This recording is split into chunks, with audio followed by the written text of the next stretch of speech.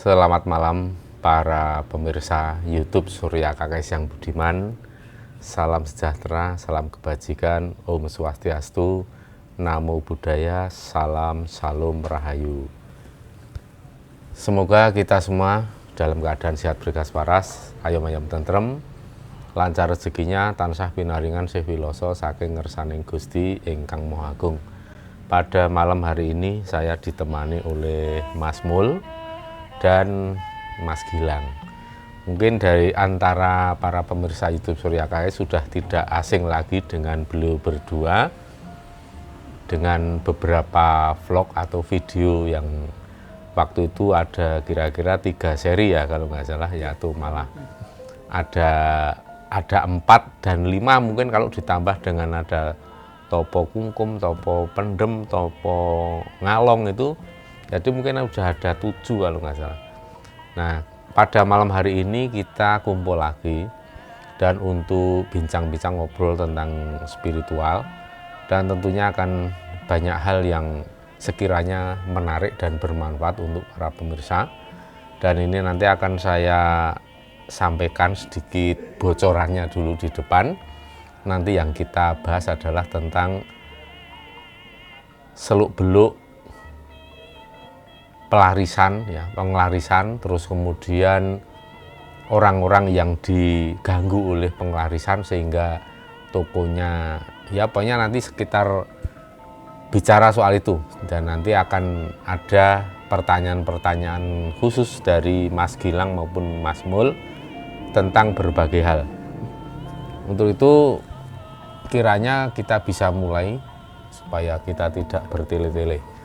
Monggo, mau dimulai dari mana? Dari Mas Gilang dulu juga boleh, monggo. Oke.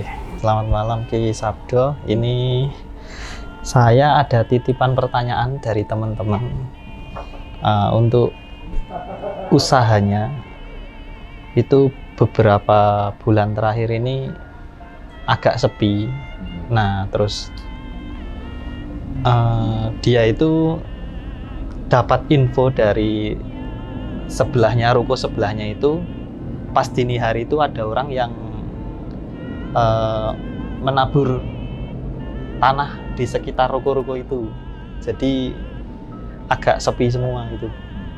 Nah, ada juga yang mengira-ira itu tanah kuburan atau apa, tapi setelah ditabur itu jadi semua yang di sekitar ruko itu jadi sepi dagangannya.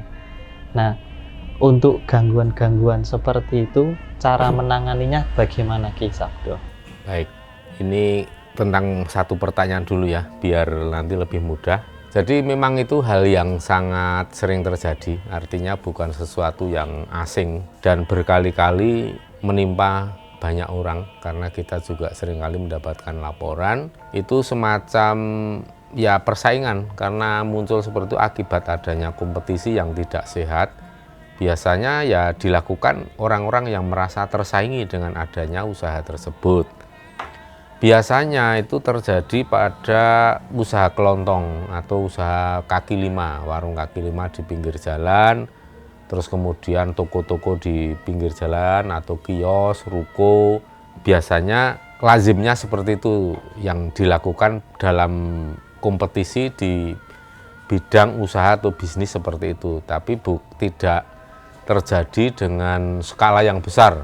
Misalnya persaingan antar pabrik atau antar usaha-usaha yang besar sekelas PT atau CV itu biasanya tidak terjadi. Apalagi jika pola-pola bisnisnya itu melalui tender, melalui proyek-proyek besar, itu biasanya memang nggak terjadi. Beda lagi caranya.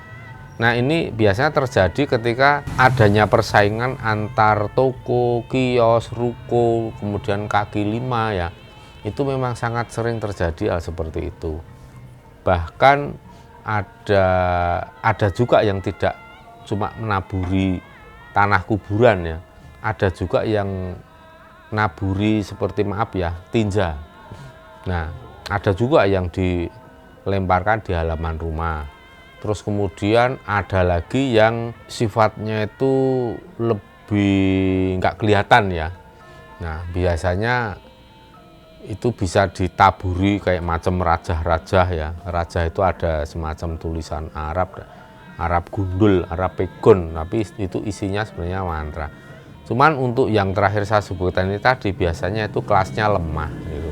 Sekarang kita bicara soal apa efeknya ya. Efeknya yaitu tadi seperti yang dikeluhkan oleh teman-temannya Mas Gilang, tokonya menjadi sepi, menjadi nggak laku ya. Itu karena yang terjadi itu ada beberapa kemungkinan. Satu, aura dari toko atau warung itu menjadi suram, menjadi kelihatan gelap, dan orang itu kalau mau masuk ke toko itu rasanya males atau enggan atau takut gitu. Jadi udah nggak sreg dulu, melihat tokonya aja udah bad mood nih. Mau mampir ke warung kita lihatnya kok kayaknya gelap, kayaknya kok surem, atau ada juga yang efeknya itu bau tinja atau bau TA1 ya. Nah, itu efek yang ditimbulkan oleh semacam itu ya, bisa disebut ya guna-guna juga Mas, bisa disebut sebagai apa ya, santet tenung, tapi memang tujuannya bukan untuk mengenai fisik tetapi untuk menutup usaha orang-orang yang dianggap sebagai rival atau saingan gitu. Nah, dalam kondisi yang lebih ekstrim ini yang saya maksud akibatnya itu loh Mas, akibat dari ulah orang-orang yang nggak bertanggung jawab seperti itu bisa terjadi kasus seperti ini. Jadi toko itu walaupun buka seharian, tapi orang yang lewat itu menyangkanya tokonya tutup. Ini sering sekali terjadi juga menimpa banyak orang. Makanya kalau ada orang yang kemudian berhasil ke toko itu terus cerita, waduh kemarin sebenarnya saya kesini, tapi tokonya tutup gitu.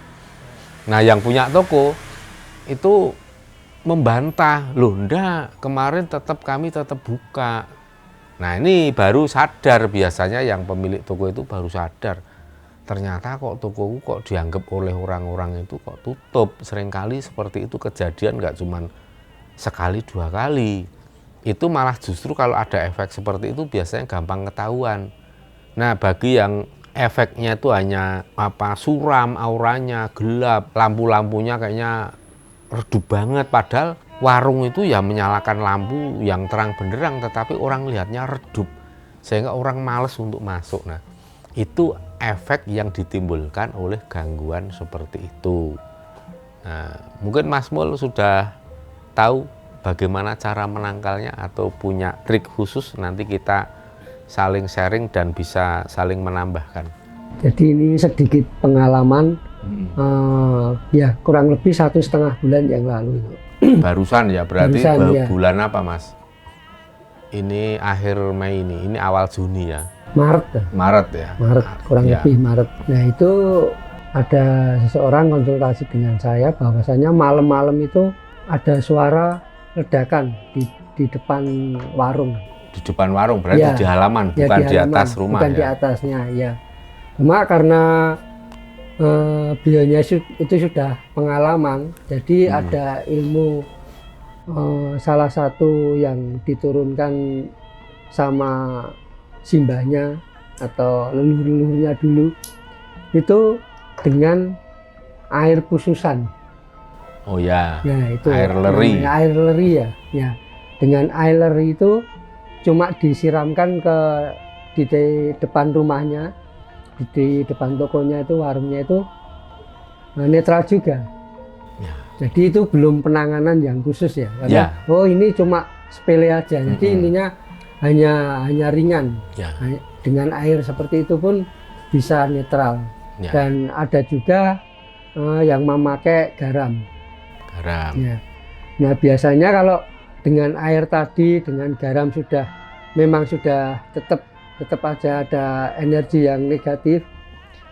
Biasanya ditingkatkan lagi. Nanti caranya dengan tata cara ya saya sendiri pernah menangani. Saya cuma mengambil di depan toko atau warungnya itu tanah, sedikit tanah. Nanti saya ritual doa sebentar, lalu tanah itu saya larung.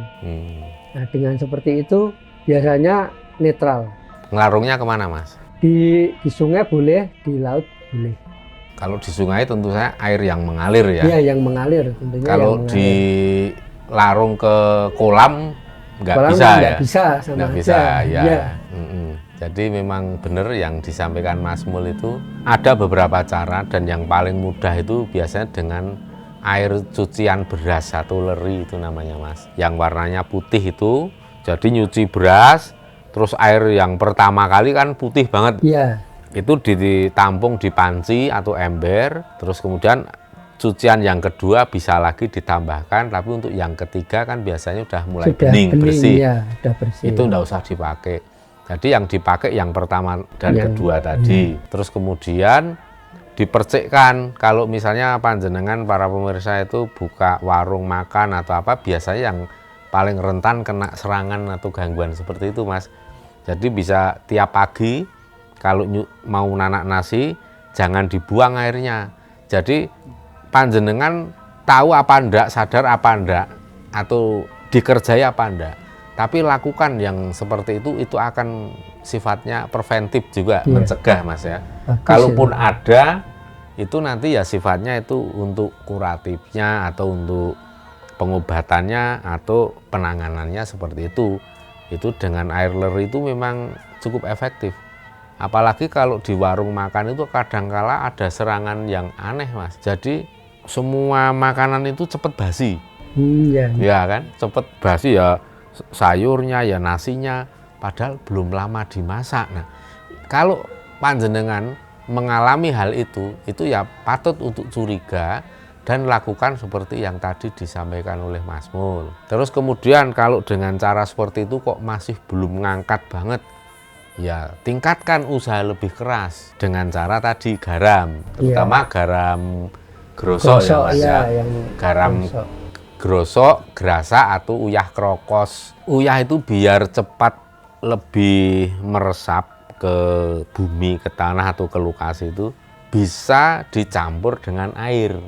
Misalnya ambil garam grosok itu segenggam, terus siapkan air 1 ember cukup lah.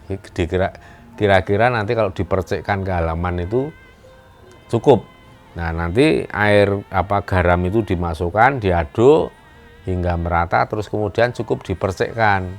Bisa pakai tangan, bisa pakai ranting daun, itu kan bisa juga. Dan panjenengan tidak perlu merasa takut kalau nanti dianggap apa-apa sama orang loh. Kalau dibilang ya ini menyiram halaman biar nggak berdebu, biar bersih gitu kan.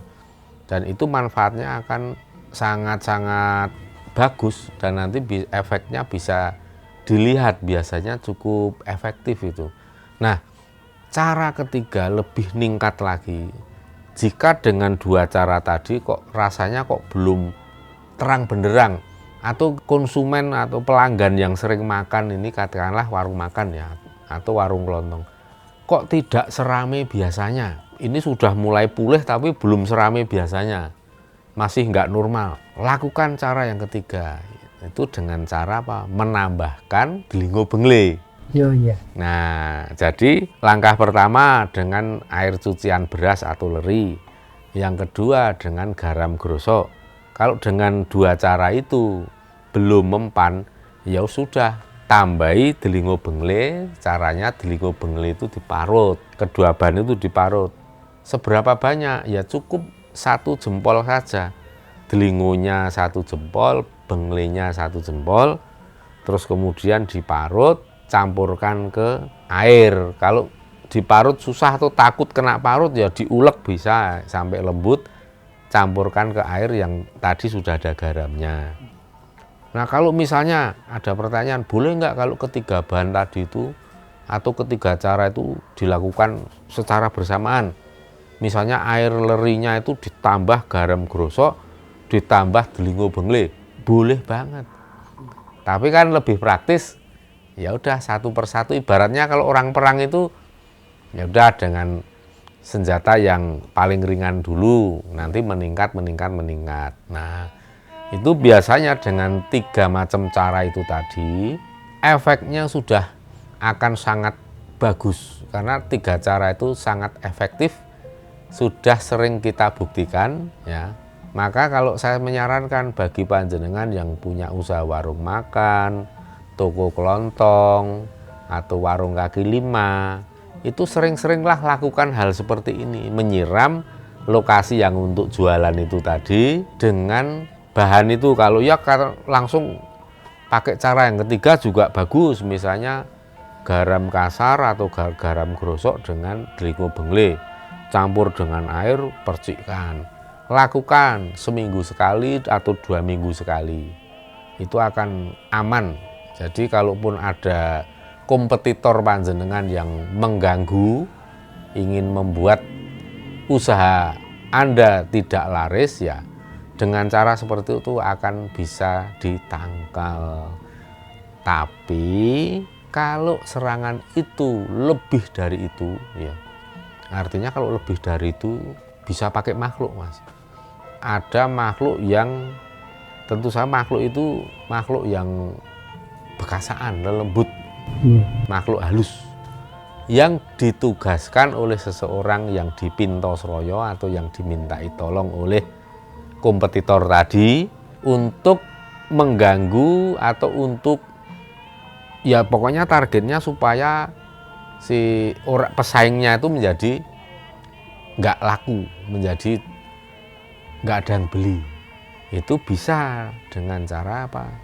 Ya menyuruh lelembut atau makhluk halus. Itu cara bekerjanya begini, Mas. Jadi makhluk halus itu kalau kita lihat, kita pernah menyaksikan, ternyata makhluk halus itu menghalangi orang yang mau datang, itu dihalangi menjadi urung, menjadi nggak jadi ke situ.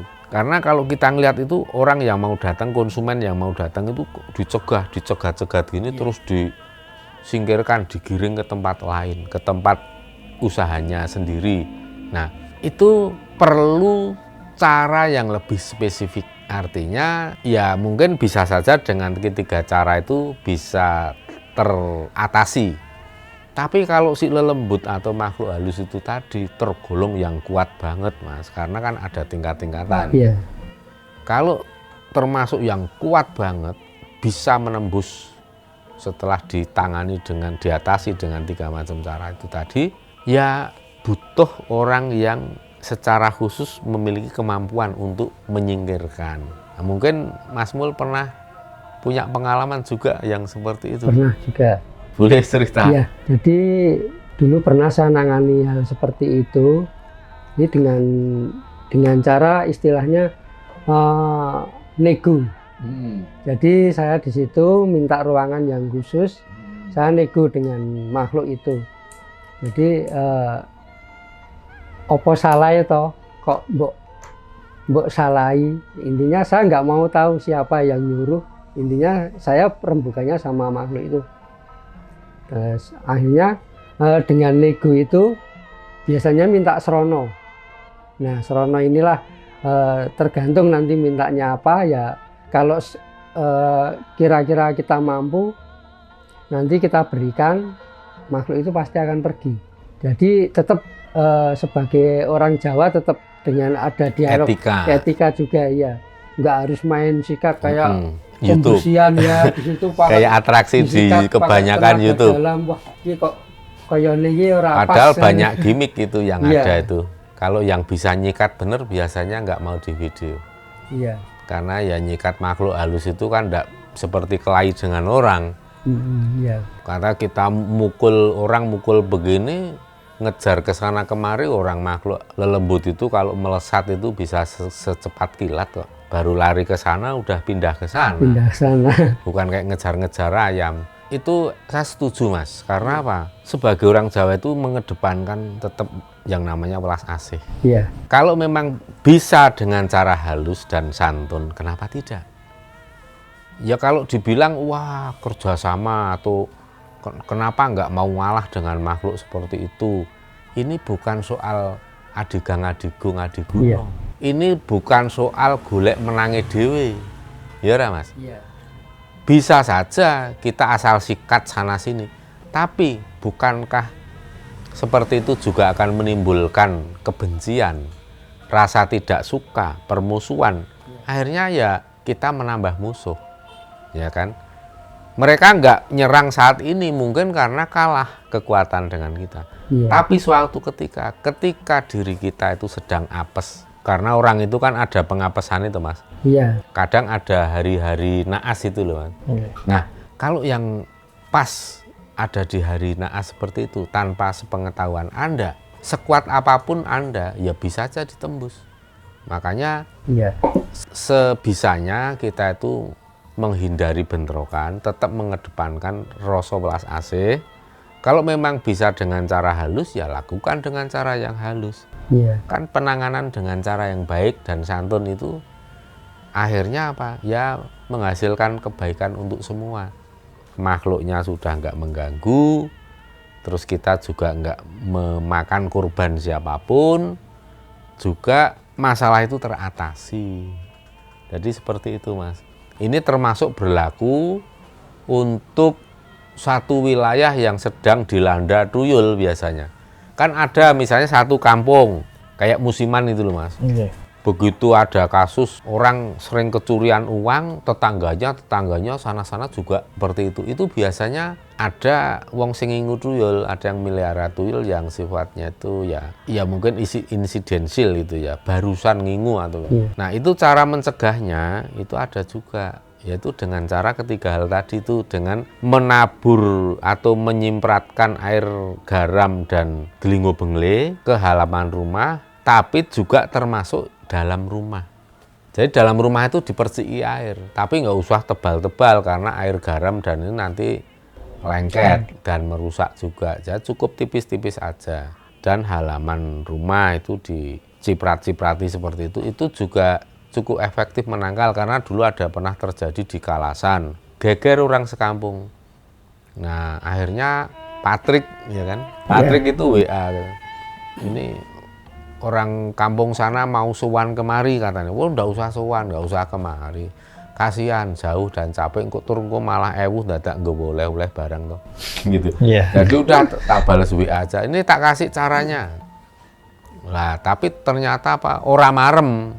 Ya wis lah nek ngono ke rumah. Akhirnya ke rumah saya belikan garam grosok, delingo bengle setengah ember Mas, garam dan delingo bengle, karena saya mikirnya kan biar nanti orang-orang di kampung itu komanan kabeh gitu, karena kan banyak. Ya udah, setelah itu dibawa terus sampai di kampungnya, terus dibagi-bagi, dicampur air terus dipersihkan.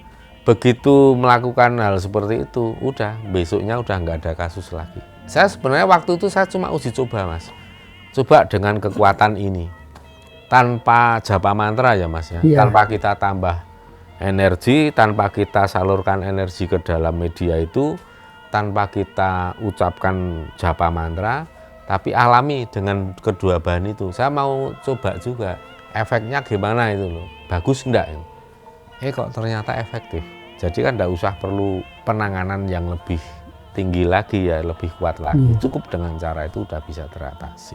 Kita kalau bicara hal seperti ini memang seru ya, karena banyak cerita. Nah, mudah-mudahan ya tujuan kita nih membuat video seperti ini supaya bermanfaat untuk seluruh pemirsa Surya KKS dan keluarganya serta sanak kadang handai tolan teman-temannya. Kalau memang mengalami kasus serupa, coba instruksikan seperti yang kita bahas tadi ini. Kalau itu bisa dilakukan, biasanya nanti akan ada efek yang sangat signifikan. Dan itu tidak perlu menunggu berapa lama, biasanya spontan ya. Termasuk kayak yang itu tadi, dilempar tanah kuburan, terus kemudian tinja, ya. Itu yang sering digunakan ya media itu, tanah kuburan atau tinja. Itu tinjanya tinja apa? Tinja orang Mas. Iya. Nah itu dijadikan media untuk menutup, jadi nanti orang itu udah mau dekat, baunya gitu. Nah cuma sekarang kalau kita bicara soal orang yang ngingu pesugihan atau pengelarisan yang tingkat tinggi di rumah makan, itu beda lagi Mas. Ini saya cerita pengalaman. Saya tuh pernah makan di rumah makan yang enak banget sebenarnya. Ada di pinggiran kota Jogja, kalau mau keluar kota itu ada. tapi maaf saya nggak bisa menyebutkan namanya ya, kasihan juga. Saya pas makan pecel lele waktu itu, walaupun rumah makan gede tapi menyediakan pecel lele, baru makan gini kok ada sesuatu gitu kan, kayak mau ganggu. Wah, langsung kita benturan energi. Saya pas makan kepala lele, saya kan suka makan kepalanya. Nah, rupanya cara kerja mereka itu akan menyusup melalui makanan. Nah, nanti kalau kita makan itu, makanan yang sudah diberi sesuatu itu, maka keberuntungan kita, jatah rezeki kita itu akan kesedot oleh mereka. Oleh orang itu yang punya pesugihan dan penglarisan seperti itu. Spesifik ini Mas, tapi lain dengan buto ijo lain. Nah, begitu itu ada sesuatu kan di lele yang mau saya makan. Pas saya tekan gini, set itu benturan energinya. Saya kaget Mas, selenget, kayak panas banget itu kan. Ini jempol sampai ada bekas kayak hitam kena kesundut itu, tapi efeknya ya saya kayak bekas kesundut kecil itu, tapi si makhluknya ya jumpalitan, gelundung.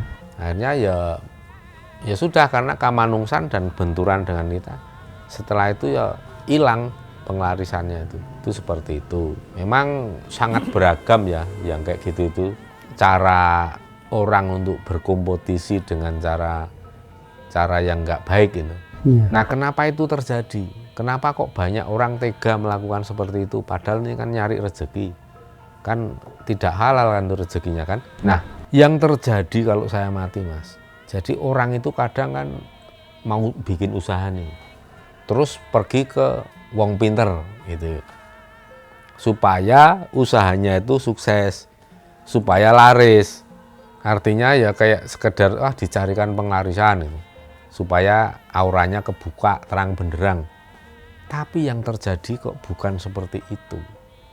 Jadi orang yang pergi ke wong pinter tadi kan merasa wah ini nggak dosa, nggak nyelakain orang, nggak ada karma itu kan, karena kita hanya minta supaya usaha kita menjadi laris gitu loh Mas. Tapi yang terjadi apa? Di luar yang mereka bayangkan. Yang terjadi itu tadi mencelakai orang lainnya itu. Iya. Nah, makanya orang yang minta bantuan poro itu tadi, si wong pinter itu tadi, itu nggak sadar kalau saat dia minta penglarisan itu ternyata cara bekerjanya ya mencelakai orang lain. Mungkin kalau si orang itu tahu caranya dengan seperti itu mencelakai orang lain, terutama mencelakai para pesaing kompetitornya, ya saya kira nggak banyak orang yang mau dan tega melakukan seperti itu. Iya. Ya toh Mas, dia biasanya kan nggak tahu, nggak sadar, wah ternyata kayak gitu caranya gitu kan. Yang ngertinya ya walah cuma supaya usahanya laris kok, minta doa itu kan. Iya.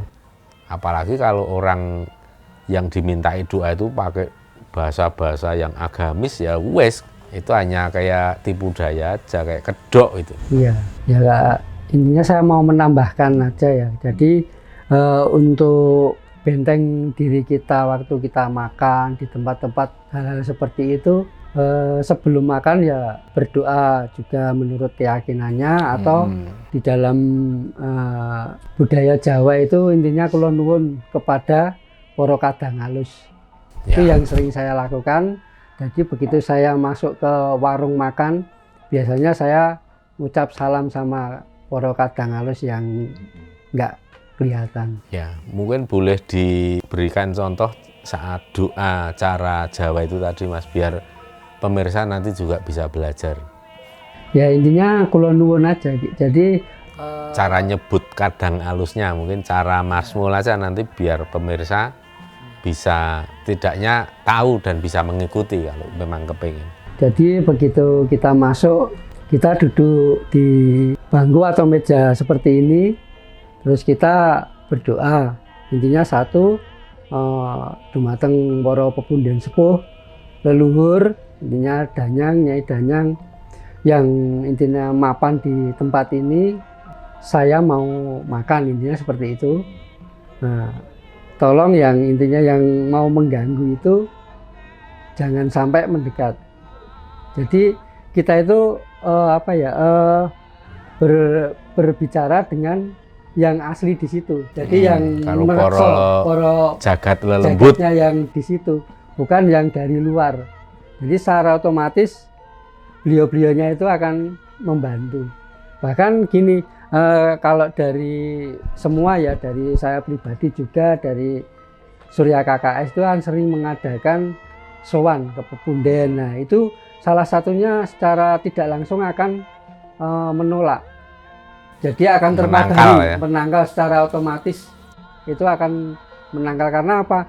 Energi yang dimiliki waktu sowan ke Pepunden atau leluhur itu akan mayungi. Ya. Jadi berkatnya itu akan mengikuti kemanapun.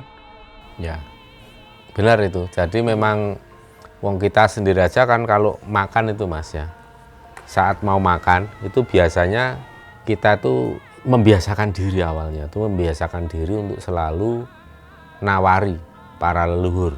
Jadi ya caranya sederhana, monggo para leluhur sami dahar. Jadi kita ya anggap saja kita ini ada banyak leluhur dan kita tawari makan, ayo monggo silahkan para leluhur makan bersama kami. Kalau di bahasa Indonesia kan seperti itu. Dan itu walaupun panjenengan itu mungkin tidak melihat, tidak merasakan, tetapi ucapan yang sederhana itu efeknya luar biasa. Karena ternyata banyak para titah halus itu yang paham, apalagi para leluhur. Kalau ada orang yang nawarin makan gitu ya, para leluhur itu akan ikut menjaga. Jadi saat kita makan sampai selesai itu ya tidak ada yang mengganggu.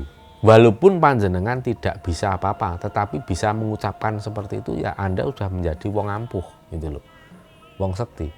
Apalagi kita itu seringkali ya misalnya di tempat-tempat yang rada angker, rawan misalnya, kita selalu nawari seluruh titah halus. Ya pada esensinya itu hampir sama kalau kita itu nawari mengajak para leluhur untuk makan. Ya, kita tawarkan cara sederhana. Misalnya, kabeh sedulurku titah halus bekasaan apa dene sing luhur sing manggon mapan ana ing wilayah kene iki. Ayo padha maem, ayo padha mangan. Silahkan ambil sendiri, kan gitu. Jadi kita seringkali menawarkan, bahkan pada saat kita merokok saja, kalau kita di tempat yang sekiranya itu asing, tempat yang kira-kira itu wingit, entah di pinggir kali besar, di dekat jembatan, apalagi panjenengan yang hobi mancing gitu kan, seringkali ke tempat-tempat yang singup, yang pelosok kan, yang terpencil. Nah, hanya nyumet rokok saja kita nawari, ayo titah halus kabeh, sedulurku sing halus, sing ana papan kene, utawa arep lebih lengkap ya, sedulurku titah halus sing ana kiblat wetan, kiblat kidul, kulon, lor, ayo padha ngerokok. Ayo padha makan. Mari silahkan semua sedulurku yang halus yang ada di sekitar wilayah ini, mari kita merokok, mari kita minum kopi. Jadi kalau kita membiasakan diri, punya etika, mengerti, memahami, menghargai makhluk halus dari yang kelas bawah, menengah sampai atas, itu efeknya akan sangat positif untuk diri kita, terutama berhubungan dengan keselamatan. Itu Mas. Mungkin Mas Gilang pernah juga ada pengalaman.